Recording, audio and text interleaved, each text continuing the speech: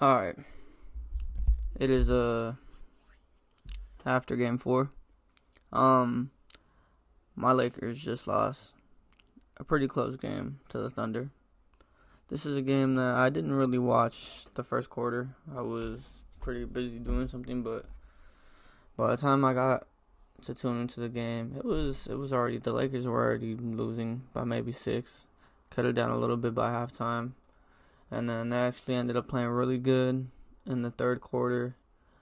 But unfortunately, none of that matters because the game is over. The Lakers lost. The Lakers just got swept in the Western Conference semifinals in 2026 by the Oklahoma City Thunder. Um, I'm not gonna lie. Having no Lakers basketball for the next 4 months is gonna be pretty boring. I am an NBA fan a lot more than I am a football fan, a baseball fan, a fan of any other sport really. So it is not gonna be the best 4 months, but I'm looking forward to summer league obviously because that's the only thing I could be looking forward to in regards to my Lakers. I want to see a Duthiero, and I want to see. I want the Lakers to draft somebody. I don't want them to trade the pick. I really think we need to start. I'm pretty sure Rob Pelinka and the Lakers have been thinking this way, but you really got to put pen to paper and actions to words. We really, really need to start getting contracts that are very, very beneficial for the Lakers compared to a $12 million Jerry Vanderbilt who doesn't see any playing time. $4-6 million Dalton Connect that does not see playing time at all whatsoever. $6 million to Jake LaRavia, who's unplayable, and he's been quite unplayable for a while now. $6 million, come on, you know.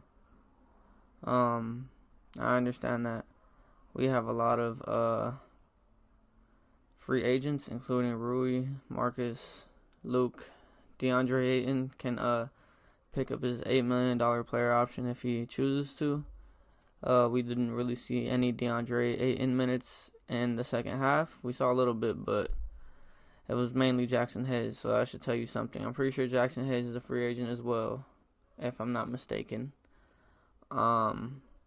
Yeah, we have an assortment of, I didn't even mention LeBron James or Austin Reeves.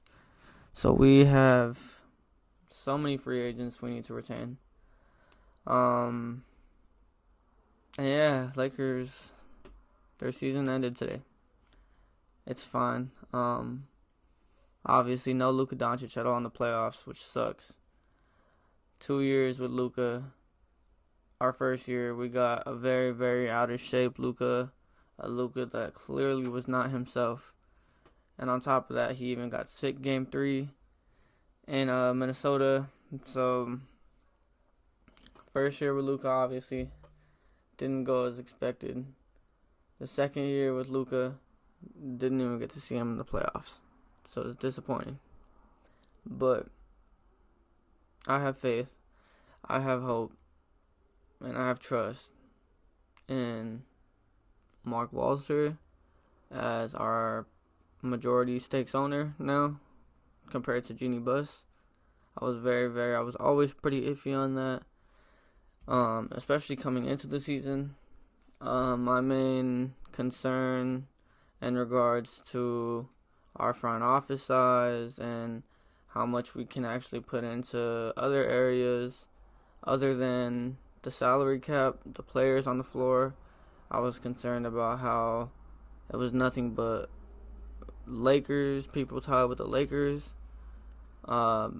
Lakers were relative, like the whole entire Lakers having the majority of their front office and staff is as former Lakers or someone who has been attached to the organization once upon a time. It never really, yeah, it's cool, but it's I just compared to what Steve Ballmer is over there doing in Inglewood, it's just a major concern in my opinion. So I'm really, really happy that Jeannie and the Buss family ended up selling to Mark Walter, who does own the Dodgers.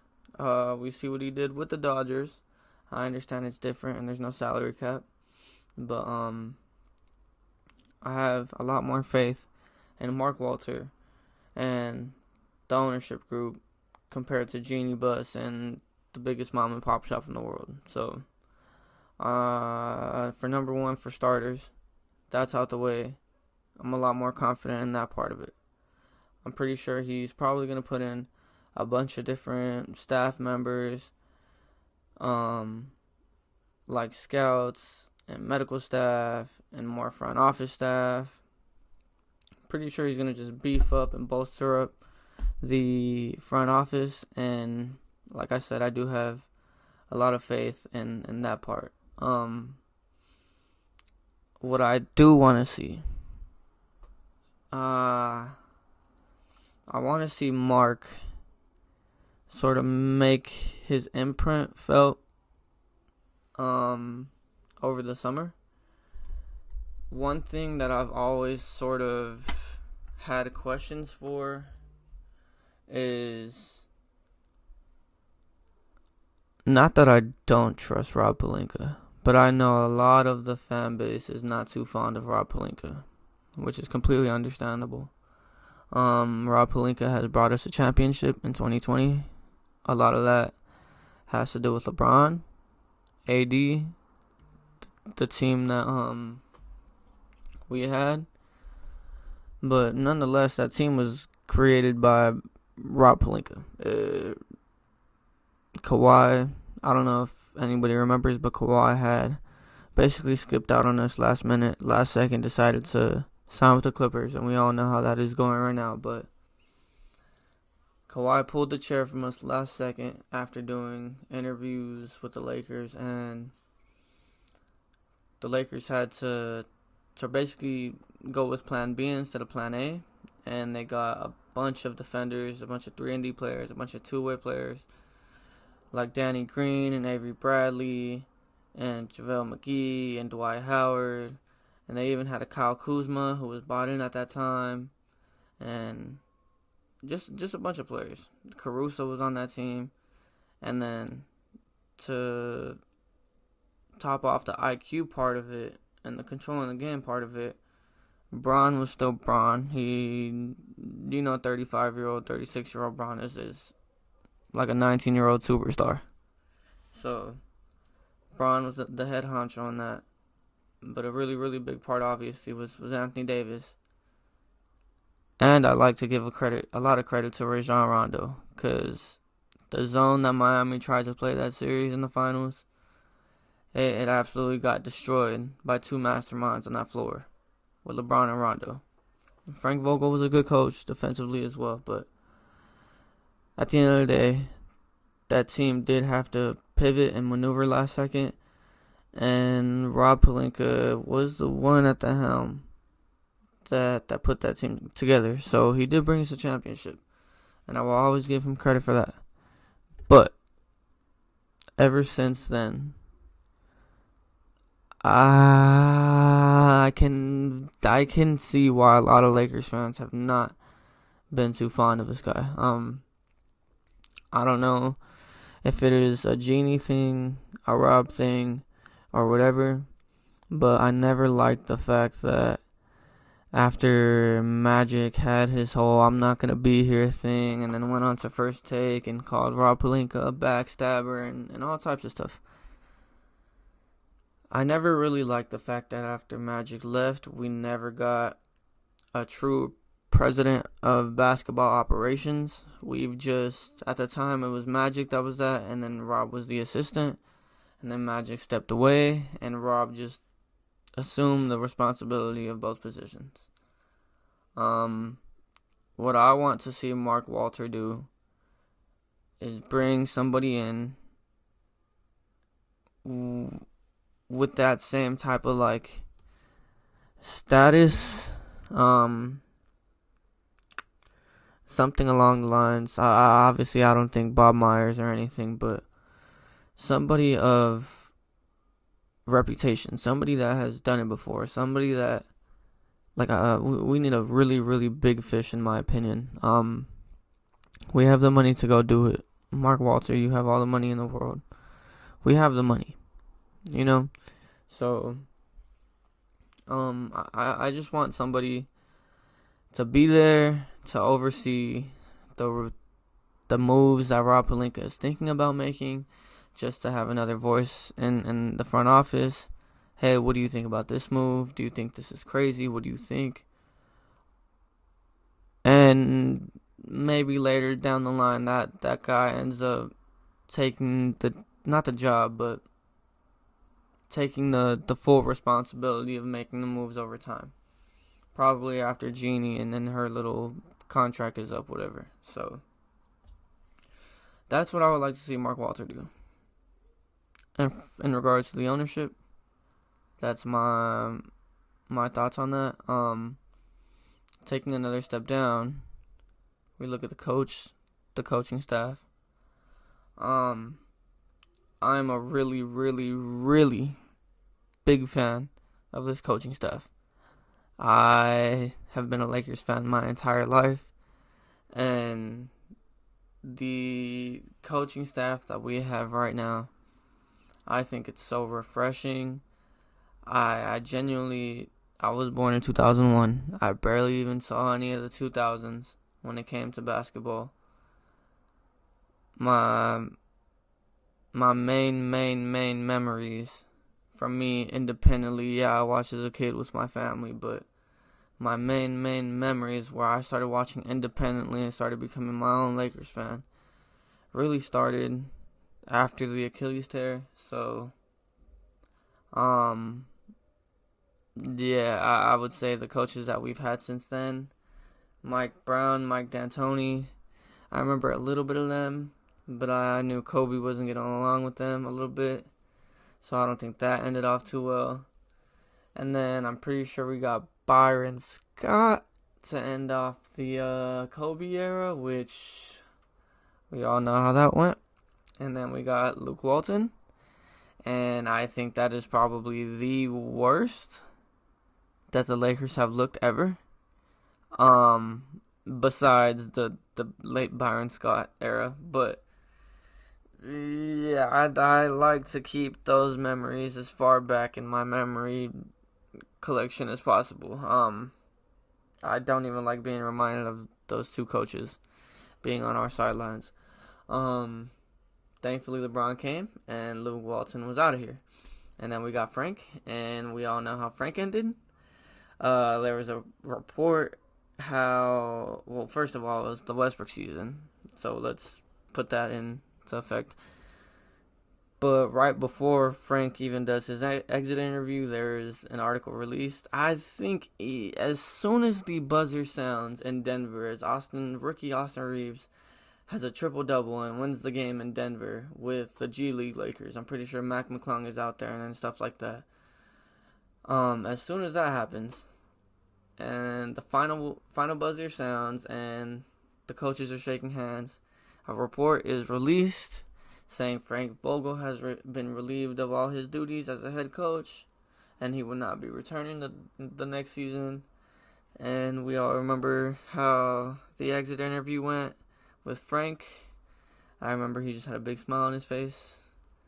And, yeah, after that, it was unfortunate. Oh my God, I was reminded of Byron Scott and Luke Walton. I said I wanted to keep those memories in the back of my head as much as possible. Oh my goodness. I just remembered Darvin Ham. Darvin Ham. Darvin Ham, I think, is the worst coach imaginable. Oh my gosh, bro. I don't know how he got the job.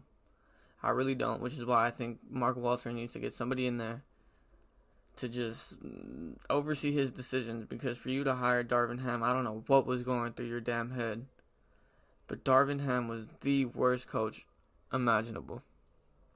We had a rookie head coach He was never a head coach before. You gave us a rookie head coach, which I understand. There's a quote that came out on Austin right now saying it's been fun playing with LeBron, and I hope I can continue to do that. Which, oh man, it's the off season.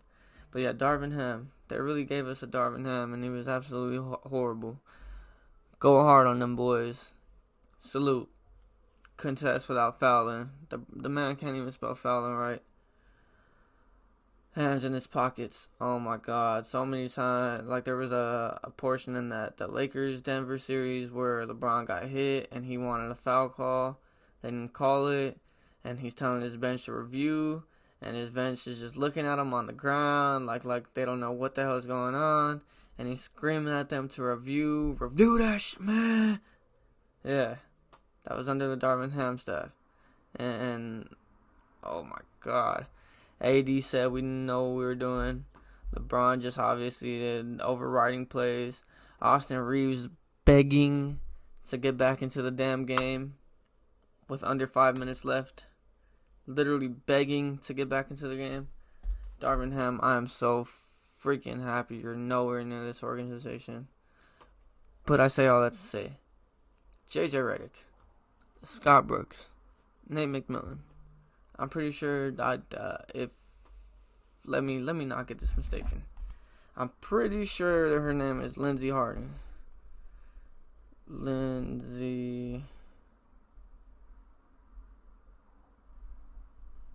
Yep, Lindsey Harden.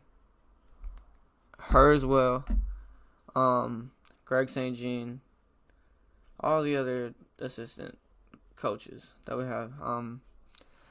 This is probably my favorite Lakers staff of my lifetime. Please, please, please. I hope no other NBA franchises look at Scott Brooks and Nate McMillan as, hey, we want those guys as our head coaches, because I think they're absolutely amazing as assistant coaches right next to JJ. And I think JJ is just oozing with potential. I really, really, really like JJ. I really like that him and Bron, you can see that him and Bron get along really well, obviously, besides their whole mind the game that they had. You can see that him and Bron are in a lot more of agreement of things. And game plan wise, mentality wise, you can see they're typically always on the same page, which is something that it's like we were fighting tooth and nail for with Darvin Ham. So that was good. What is this? Yeah. I really, really like how he connects with players. You can see that he has a good relationship with Austin, with Luka. I would hope with Rui, but even then, he's not afraid to bench players that he feels like are not giving their all, aka DeAndre Ayton. He's not afraid to be a coach and coach guys, even if in regards to their status and everything. Oh, no. Oh, wow, I'm getting chills. Damn, bro. Mark Stein just announced. The Lakers' Luka Doncic announced tonight that he will not play for Slovenia's national team this summer in FIBA World Cup qualifying to spend as much off-season time as possible with his $2 as he continues to try to secure joint custody. His quote, "I love my daughters more than anything, and they will always come first in my life. As I continue working toward joint custody of my daughters, I have been forced to make a difficult decision between traveling and playing for the Slovenian national team and being with my daughters this summer. Unfortunately, it has been made extremely difficult for me to see them over the past 8 months. I have given everything to representing Slovenia, and I am disappointed that I will not be able to play for my country this summer, but right now my daughters and my responsibilities as a father are my priority." Full respect. Full hats off to Luka. Family always comes first, so do what you need to do. I will get on that topic in just a minute. But, yeah, I like how JJ, he has control of his locker room. He's not afraid to even get on the superstars. We all saw that incident where Luka got up and, JJ got in his face and Luka got up and was about to say something and Vando stepped in. But you can see they get along really well. He's just holding them accountable. So, yeah, the coaching staff, good. Ownership, good. GM, you see how I didn't say good. So, We'll leave that there. Player-wise, the only players that I want to see on this roster next year. Luka, obviously. We don't really have a choice with Jared Vanderbilt, but I would love to get him and Dalton Connect traded over at the off season. Don't know how that's gonna be done, but we'll see. LeBron, yes. I would love for LeBron to come back. Austin, yes. I would love for Austin to be here. Rui, I think we need to keep. I think we need to do everything in our power to retain Rui Hachimura. The only thing that I don't want to do is go over $20 million, because if you do that, I don't know. Marcus Smart, I'd love to keep. I wouldn't want to spend anything over a mid-level, but even that, that's, but I'd love to keep Marcus Smart.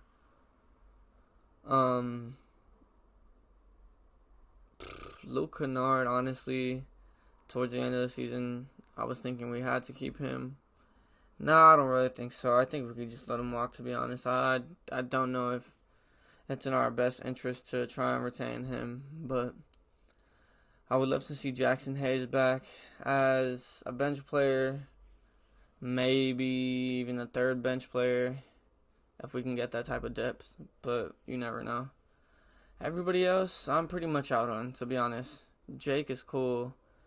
If he can find his shot, yeah, I'd love to keep him, but if he's not shooting the ball, he can do a good amount of everything else, but not really to a high level, so Jake is okay. Bronny I actually really like. I actually really like. But everybody else, Maxey can go. Dalton can go. Nick Smith can go. That's pretty much it, I think. DeAndre Ayton can go. Can absolutely go. I do not want to see DeAndre Ayton here next year. If I do see him here, I hope it's on a backup. And that's about it, because he should not be expecting to see the starting role for the Lakers at all. So, yeah, I don't know.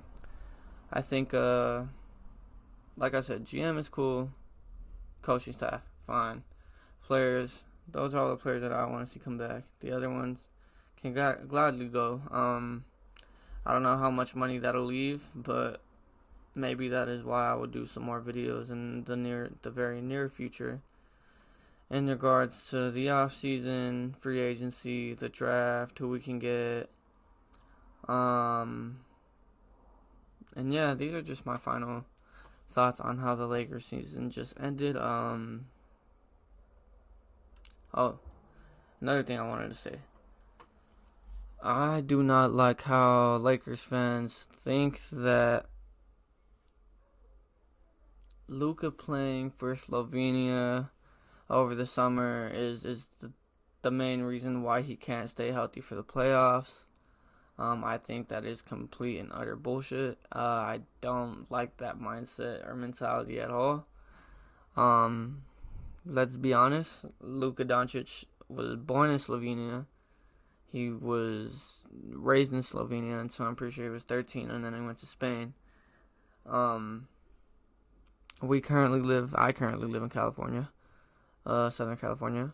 The California population here is, I think, 40 million. The Slovenian population is 2 million. So to have a guy, an NBA superstar, who's consensus top 5 probably for the next decade, and has been consensus top 5 for the last 5 years. I mean, he has 5 All-NBA first teams, for Christ's sakes. So probably for like 15 years to have a consensus top 5 player in the world, and he's from Slovenia, a very, very small place in the world like Slovenia. People over there, they probably look at him like he's a god, man. And to be quite honest, like, if I were to get a business or something crazy financially, and they told me, hey, well, for majority of the year, you got to be in Spain because that's where your business runs. Either way, I'm gonna have all my connection in my heart into Southern California. If they told me in Spain, hey, well, you're not getting it done over here how we would like you to, you're not meeting our standards, which our standards in the NBA for the Lakers are nothing but a championship. Hey, you're not meeting our standards, screw yours, and then how you can do it all and then still tear a hamstring, and we still want you to just take some cortisone and whatever. No. We don't want you to play for your hometown over the summer. We don't want you to do all you can for your hometown. It's so stupid to me. I hate that mentality. I really, really hate that people are trying to blame Luka for him not being in the playoffs because of Slovenia. I really, really, really don't like that. I think it's dumb. But yeah, I don't agree with that at all. Now, Luka just announced, like I said, he is not playing for Slovenia this summer because of his daughters. He needs to get custody of his daughters. But hopefully that'll shut a lot of Lakers fans up, because a lot of us are spoiled and entitled, and a lot of us just have loud mouths when we don't even know what we're saying half the time. And it makes the Lakers fan base look absolutely horrible. I hate it. But hopefully Luka can see through all that bullshit and just, that's how bad they want to win. Which is true. That's just how bad we want a championship. But